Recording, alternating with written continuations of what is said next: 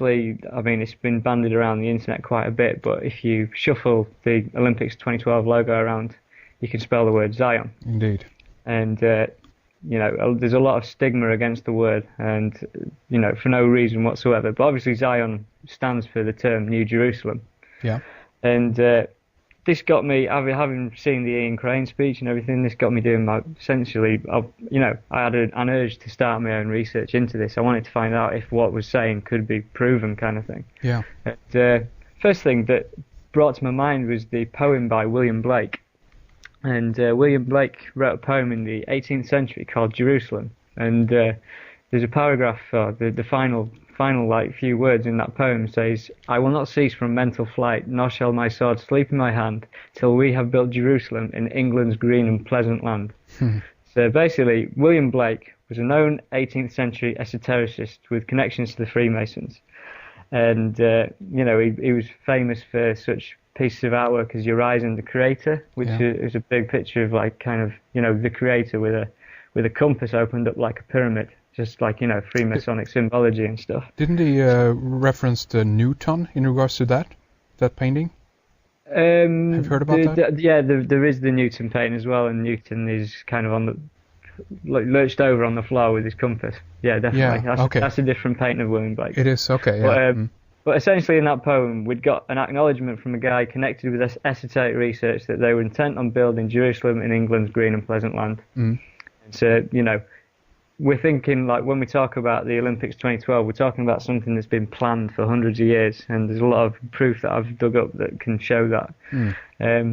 But basically, moving into the Olympics even further, after this talk, and when I got back from this talk in July last year, the first thing that happened was there was a video released by the Olympic Committee, and this was a stadium design video. Welcome to the next stage in our journey to the Olympic and the Paralympic Games in London in 2012. And I will never tire of saying that. The Olympic spirit is about finding the best in ourselves. London 2012 will be that and more.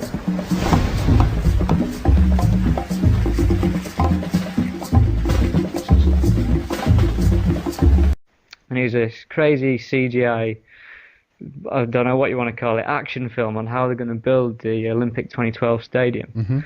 And given what Ian had spoke about with aliens and Independence Day style spaceships and stuff, this has got it all in it. Basically, within 40 seconds of this video, there's 4 chimneys that stand like an 11-11, but then it moves into the most significant symbology you could ever see with, like, you know, an Independence Day style mothership for a roof, little UFOs flying all around the London Eye, and then it ends up with robotic streetwalkers in the middle of London stomping around the place, all like towards the Olympic Stadium.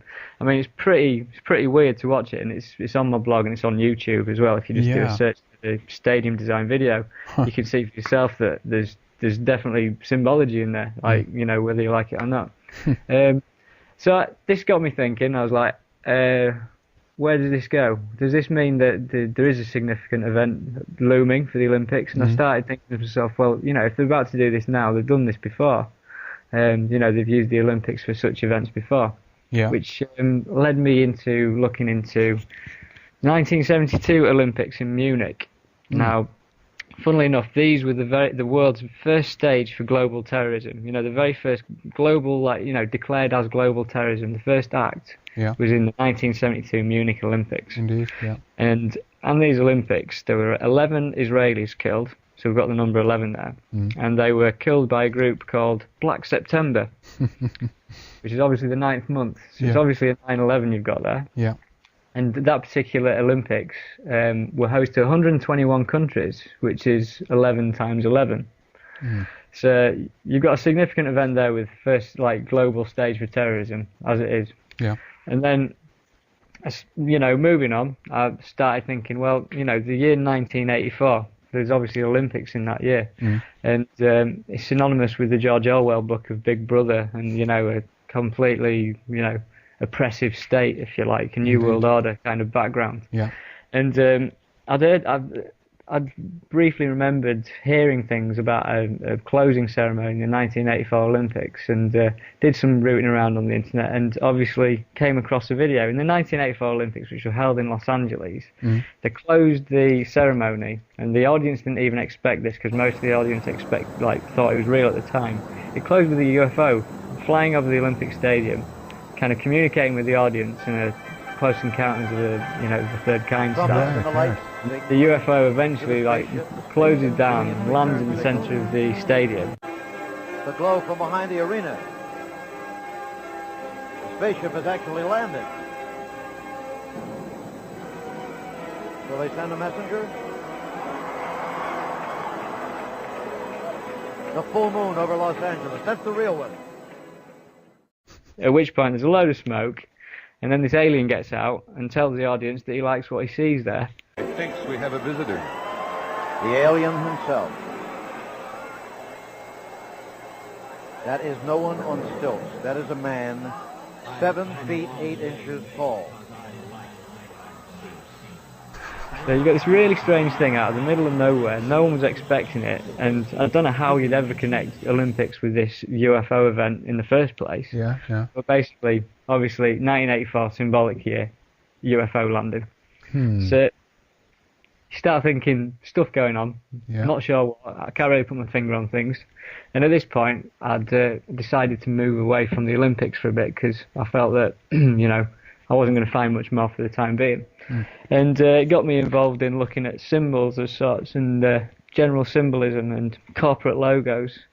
And I started off with obviously the all-seeing eye on the dollar bill. Yeah. And if you notice with the all-seeing eye on the dollar bill, on the particular side that it's on, it's the only note that it appears on in America. And there's 4 ones on it, and they ring out 1111 either side of the dollar bill. Indeed, yeah. You got the same thing again.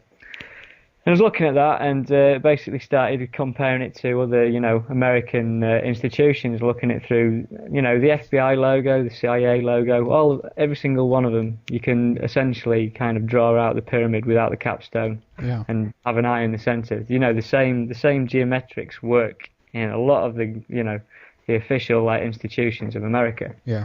And I wanted to get to the source of where this was, and everyone, generally a misinterpretation is that America was the foundation of all of this. In 1776, and for a while I thought America was the start of all of this New World Order stuff. I didn't think any further than that. My consciousness wouldn't allow it. Yeah. But eventually, came to me.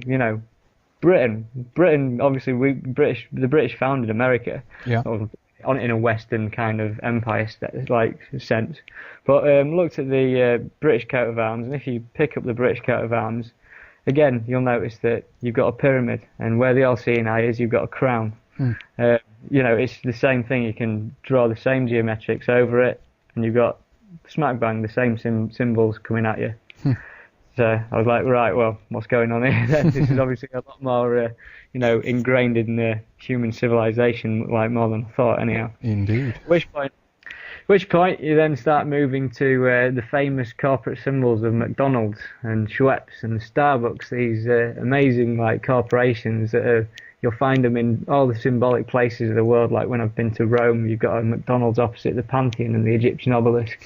And then if you go to the Sphinx in Cairo, and you've got a KFC, and you've got a McDonald's right outside the entranceway. And, literally everywhere you go, you can no doubt find one of these kind of food venues or whatever. The pests. Right next to some of these symbolic structures. Yeah. And so, for instance, explain the McDonald's logo, you got 9 letters in the word McDonald's. And I decided to split that up into pyramid numerology. So you've got 1, 2, 3, 2, 1. Split the word up. Do you know what I mean? Into a step kind of structure. And I think you have this on your blog, isn't that right? So people that are tuning in can take a look at that. You can take a look at it on my blog, but basically, to spell it out, basically you can form a pyramid-like word out of it, in which the cornerstones and the top part of the pyramid minus the capstone spell the word Mason. Yeah. And essentially what the pyramid is showing is that the 2 arches of Freemasonry, or the golden arches, or whatever you want to call them, emanate from the center of the pyramid and preside all the way onto the outside of the pyramid. So essentially you've got this event that seems to preside over the pyramid. And then same thing goes with the Schweppes logo. I mean, I had a real good 11/11 moment with this because it happened in a glass of Schweppes tonic water when the ice cubes started ringing at me. Right. And I thought that was pretty mental, but it was insinuating something was happening. Nice. And I looked on the bottle, and the year 1783, obviously on the all-seeing eye, the date 1776.